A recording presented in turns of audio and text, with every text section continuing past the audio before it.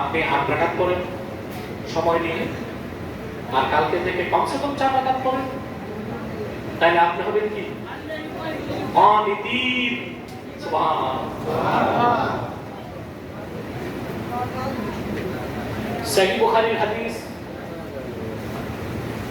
আম্মা জান আয়েশা রাদিয়াল্লাহু তাআলা আনহা বলেন, আল্লাহর হাবিব নূর নবীজি মুহাম্মদ মুস্তাফা সাল্লাল্লাহু আলাইহি ওয়াসাল্লাম একদিন আমার কাছে এসে দেখেন এক মহিলা বসে আছে। আল্লাহর হাবিব জিজ্ঞেস করলেন, আয়েশা মান হাযিহি, এই মহিলাটা কে? আম্মা জান আয়েশা মহিলার প্রশংসা করতে লাগলেন, এই হচ্ছে আনসারদের সেই মহিলা যে রাতে এত নামাজ পড়ে। আল্লাহর হাবিব হযরত আয়েশাকে ধমক দিয়ে বললেন, বাহ বাহ বাহ, যথেষ্ট হয়েছে, চুপ থাকো। কি কত রাকাত নামাজ পড়ে আল্লাহ এতে খুশি হন না? আলাইকুম বিমা তুতিকুন, আল্লাহ তাই তোমাদের উপর আবশ্যক করেছেন যা তোমাদের সাধ্যে কুলায়, সাধ্যের অধিক কিছু আল্লাহ আবশ্যক করেন না। ওয়াল্লাহি লা ইয়ামাল্লুল্লাহু হাত্তা তামাল্লু, আল্লাহর কসম তোমরা ইবাদত করতে করতে ক্লান্ত হয়ে যাবে, আল্লাহ পুরস্কার দিতে দিতে ক্লান্ত হবেন না। তার মানে আল্লাহর কাছে পুরস্কার অফুরন্ত, কিন্তু তোমার সাধ্য সীমিত। সাধ্য অর্থাৎ তোমাকে ইবাদত এইভাবেই করতে হবে যেন তুমি ক্লান্ত না হয়ে যাও। ক্লান্ত হলে তো ইবাদত ছেড়ে দিতে হবে, এতে আল্লাহ খুশি হন না। ওয়া কানা আহাব্বাদ দীন ইলাল্লাহি মা দাওয়ামা আলাইহি সাহিবুহু, আল্লাহর নিকট সবচেয়ে প্রিয় আমল সেটাই যে আমলটা আল্লাহর বান্দা নিয়মিত করে। সুবহানাল্লাহ। বুঝেন নাই? এর জন্য আজকে বলছেন সুবহানাল্লাহ। আল্লাহর কাছে প্রিয় আমল কোনটা? আমরা যেটা নিয়মিত করি। একদিন মনটা ভালো 1000 বার করছেন সুবহানাল্লাহ সুবহানাল্লাহ, কিন্তু প্রতিদিন আসরের পর যে 100 বার তাসবিহ এটা পড়লেন না, উপকার কোনটা? প্রতিদিন আসরের পর যথেষ্ট আদবের সাথে সুবহানাল্লাহ 33 বার, আলহামদুলিল্লাহ 33 বার, আল্লাহু আকবার 44 বার। এটা দ্রুত পড়ল 1 মিনিট 40 সেকেন্ড লাগে। কত? 1 মিনিট 40 সেকেন্ড। তা আমি দেখছি অনেক মৌলবী সাধক আঙ্গুল চলতেছে এইভাবে বিরতিহীন, জিহ্বা নড়ে না, আঙ্গুল চলতেছে, মানে গণনা পুরা করছে তাসবিহ হোকা না। আপনি প্রত্যেকদিন এই যে তাসবিহটা সুবহানাল্লাহ সুবহানাল্লাহ, এটা জান্নাতে যাওয়ার অনেক বড় সওয়াব হবে।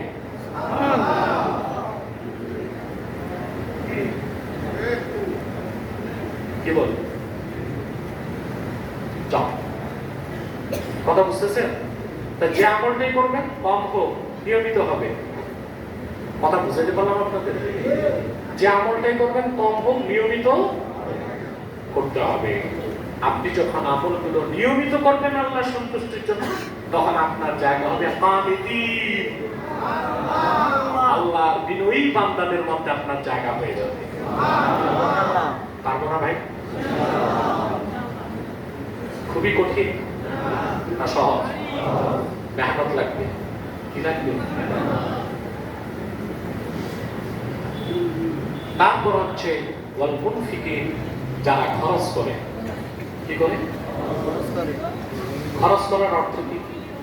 আমরা মনে করি শুধু মসজিদ মাদ্রাসায় দিলেই খরচ হয়।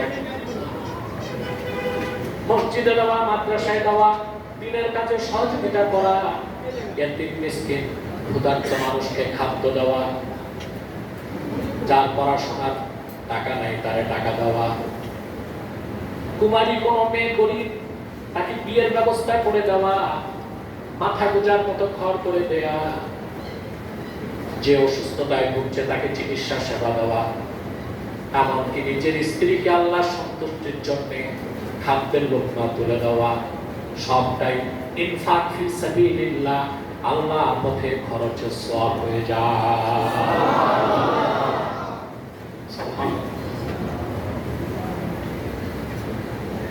আল্লাহ কারীম রাসূলুল্লাহ সাল্লাল্লাহু আলাইহি ওয়াসাল্লাম এক সাহাবীকে বললেন, তুমি যদি আল্লাহর সন্তুষ্টির জন্য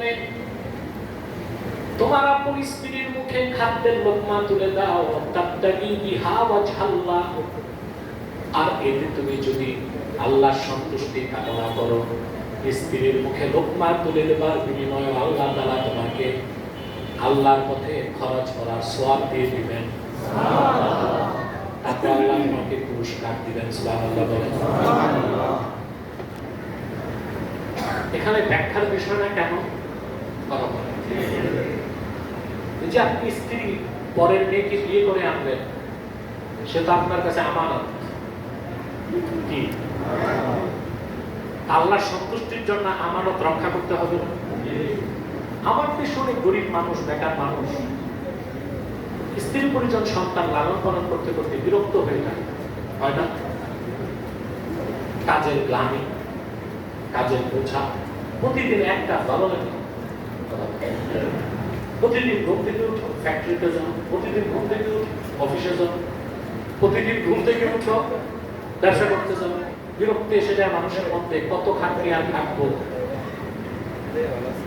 কিন্তু যে লোকটার মনে এই বিশ্বাসটা আছে, আমার স্ত্রী পরিজন সন্তান এদেরকে আল্লাহ আমার অধীনস্থ করেছেন, আল্লাহর পক্ষ থেকে আমানত, আমি আল্লাহর সন্তুষ্টির জন্য তাদেরকে লালন পালন করব, ভরণ পোষণ করব, তখন এই খরচটা আল্লাহ তাআলা তার পথে খরচ করার সওয়াব বলে গণ্য করে নেন। এই বিশ্বাসটা মনে থাকলে আর সংসারের কষ্ট লাগবে বলেন না ভাই? কষ্ট লাগবে। কারণ আপনি মনে করতেছেন এদেরকে আল্লাহ আমার অধীনস্থ করছেন, এদের খোর পোষ ভরণ পোষণ সব দায়িত্ব আল্লাহ আমার হাতে দিচ্ছেন, আমি আল্লাহর খুশির জন্য করব। কারণ পরকালে আপনার বিনিময়টা অনেক বড়, দুনিয়ায় কোনো বিনিময় নেই। সারা জীবন আপনি খাটলেন, ব্যবসা করলেন, চাকরি করলেন, টাকা বাঁচাইতে 3 বেলার জায়গায় 1 বেলা খাইছেন, সন্তানগুলোকে বড় করছেন, সুখ দিচ্ছেন, শান্তি দিচ্ছেন, বউকে সব দিচ্ছেন, আপনি মরে যাওয়ার পর আপনাদের ঘর থেকে বের করে দিলেন। কি পাইলেন? জীবিত থাকতেই তো কত সন্তান পিতার সাথে বেয়াদবি করে, নাফরমানি করে, পিতার ভরণ পোষণের দায়িত্ব নেয় না। বাংলাদেশে এখন শুরু হয়েছে ইউরোপীয় কালচার, বৃদ্ধ পিতা মাতাকে বৃদ্ধাশ্রমে দিয়ে আসে। আমার দৃষ্টিতে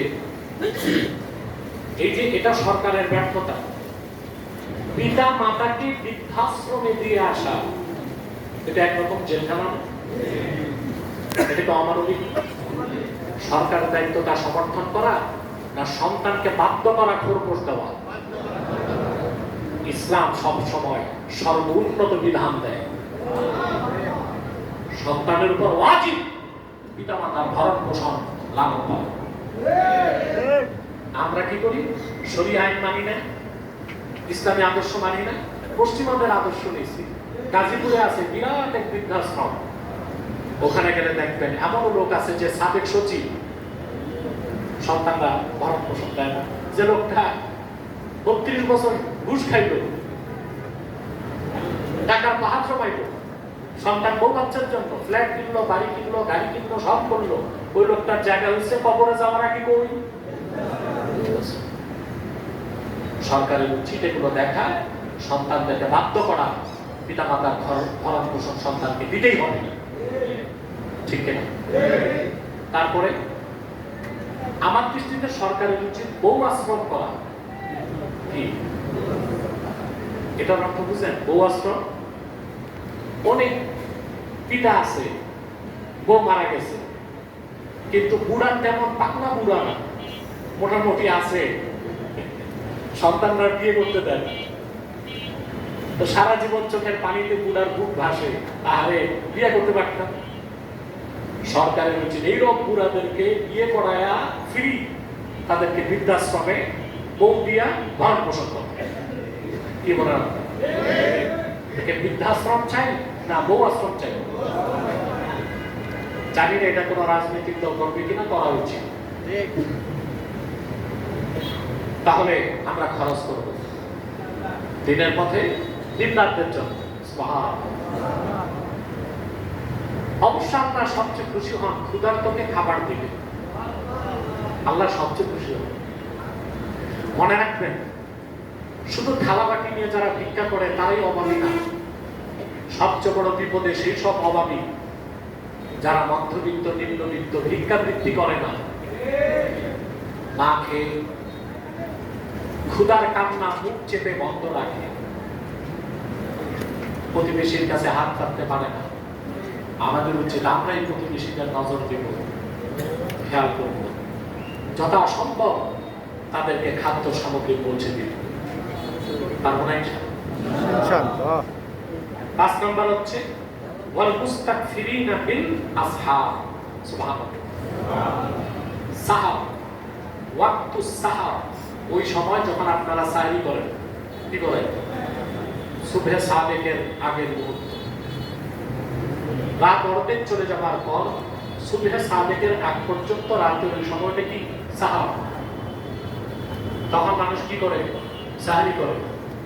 আর রোজা না রাখলে নামাজ পড়ে, রোজা না রাখলে নামাজ পড়ে। আল্লাহ রাব্বুল আলামিন বলেন, পঞ্চম বৈশিষ্ট্য হচ্ছে আল্লাহর প্রিয় বান্দাদের শেষ রাতে তারা আল্লাহর কাছে ক্ষমা প্রার্থনা করে নামাজের মাধ্যমে। বলেন সুবহানাল্লাহ। অর্থাৎ তারা শেষ রাতে আল্লাহর জন্য তাহাজ্জুদ নামাজ পড়ে আবার ঘুমাতে যায়, ফজরের প্রস্তুতি নেয়, ঘুম থেকে উঠে কিংবা নামাজ পড়ার পরে ফজর পর্যন্ত আল্লাহর কাছে রোজা জারি করে।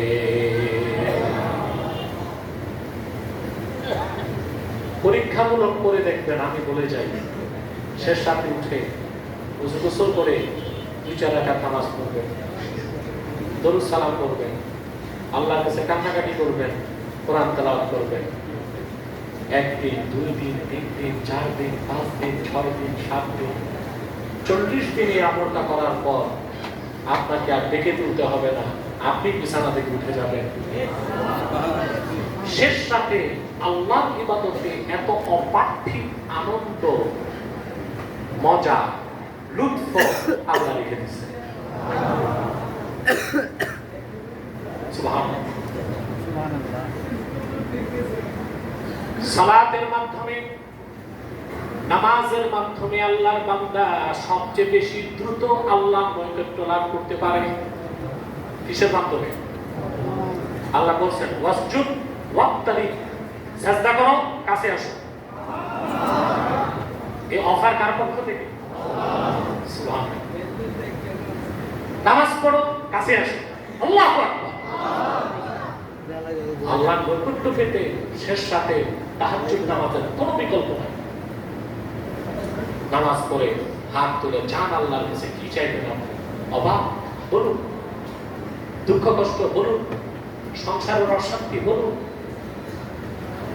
মনের বাসনা পূরণ হয় না, হালাল বৈধ বলুন আল্লাহর কাছে। তিনি শুনবেন, নগদ দিবেন, যদি না দেন আখিরাতে দিবেন। সুবহানাল্লাহ। সব সময় আল্লাহর কাছে চেয়ে নগদের আশা করবেন না। আল্লাহ মুমিনের একটা দোয়া আল্লাহ বিফল দেন না। কিছুটা দুনিয়ায় দেন, বাকিটা। আবুল কাসিম কুশাইরি রাহমাতুল্লাহি আলাইহি আর রিসালাতুল কুশাইরিয়াতে লেখেন, কাল কিয়ামতের দিন হিসাব নিকাশের পরে আল্লাহর বান্দা দেখবে কাজের বিনিময় ছাড়া আল্লাহ তাকে অসম্ভব নিয়ামত দিয়েছেন, সম্মান মর্যাদা দিয়েছেন। সে বলবে, আল্লাহ এই কাজগুলো কিসের বিনিময়ে দিলা? আল্লাহ বলবেন, দুনিয়ায় তুমি যত দোয়া করতা সবটাই কবুল হয়েছে, যা দেওয়ার দুনিয়ায় দিয়েছি বাকিটা আজকে দিয়ে দিলাম।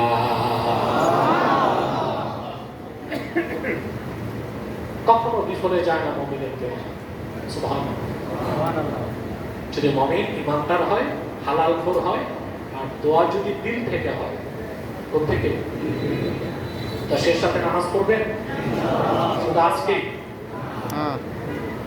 প্রতিদিন চেষ্টা করবেন। যৌবনকালে আল্লাহর ইবাদত করলে আর সে আজিমের ছায়া তোলে জায়গা পাবেন। 7 ব্যক্তিকে আল্লাহ সাজিমের ছায়াতলে জায়গা দিবেন। এর মধ্যে সেই যুবক যে যৌবন থেকে আল্লাহর ইবাদত শুরু করছে। করবেন না ইনশাআল্লাহ? ইনশাআল্লাহ।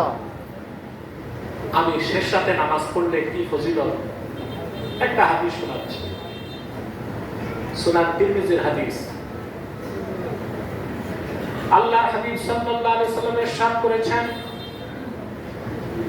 ইন্না ফিল জান্নাতি গুরাফা তুরা যুহুরুহা মিন বুতুনিহা ওয়া বুতুনুহা মিন যুহুরিহা ফাকামা আ'রাবিয়্যুন ফাকালা লিমান হাদা ইয়া রাসূল লিমান হিয়া ইয়া রাসূলুল্লাহ সাল্লাল্লাহু আলাইহি ওয়াসাল্লাম।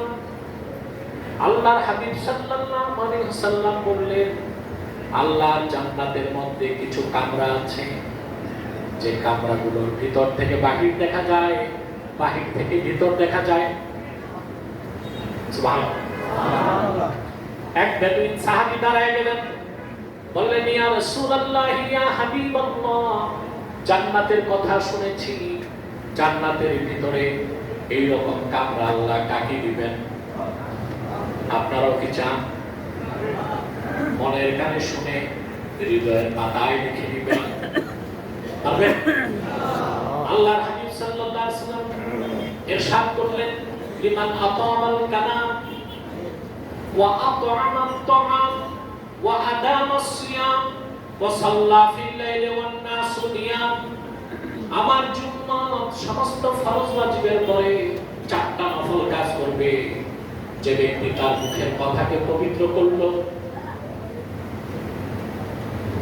বেশি বেশি নফল রোজা রাখলো, ক্ষুধার্ত মানুষকে খাওয়ালো, রাতে নামাজ পড়লো যখন সবাই ঘুমিয়ে থাকে, রাতে নামাজ পড়লো তখন সবাই ঘুমিয়ে থাকলো যখন, এই 4টা কাজ যে করবে আল্লাহ তাকে জান্নাতের উঁচু মাকাম দিবেন, সেই দামি কামরাগুলো দিবেন। সুবহানাল্লাহ। করবেন? শেষ রাতে আমরা প্রতিদিন নামাজ পড়ার চেষ্টা করি। একটি কথা বলে সমাপ্ত করছি। সাধারণ মুসলমানদের নিকট বছরে একবার লাইলাতুল বারাত আসে, কিন্তু যারা আল্লাহর আশেক বান্দা, বছরের প্রতিটি রাতই তারা লাইলাতুল বারাতের মতো কাটায়। আল্লাহ যেন আমাদেরকে আল্লাহর খাস বান্দাদের অন্তর্ভুক্ত করেন। কথা কাজ জোরে বলেন। আল্লাহ বলেন, আস-সাবিরিন ওয়াস-সাদিকিন ওয়াল-কানিতিন ওয়াল-মুনফিকিন ওয়াল-মুস্তাগফিরিনা বিল আসহার। এই 5টা বৈশিষ্ট্য যাদের মধ্যে থাকবে, অর্থাৎ যারা ধৈর্যশীল, যারা সত্যবাদী, যারা বিনয়ী, নিয়মিত ইবাদত করে, যারা আল্লাহর পথে খরচ করে, আর যারা শেষ রাতে নামাজ পড়ে আল্লাহর কাছে রোনাজারি করে, এই লোকগুলো আল্লাহর ওলি, খাস বান্দা, বিনা আযাবে আল্লাহ তাদেরকে বেহেশত দিবেন এবং বেহেশতের সুউচ্চ মাকাম তারা লাভ করবে। আল্লাহ আমাদেরকে কবুল করুন। আমিন। এখানে আর দীর্ঘ করলাম না, যেটা আমাদের আরেকটা কর্মসূচি আছে, ঠিক না ভাই? আমরা সালাম করে মুনাজাত করে পাঠানটুলি কবরস্থান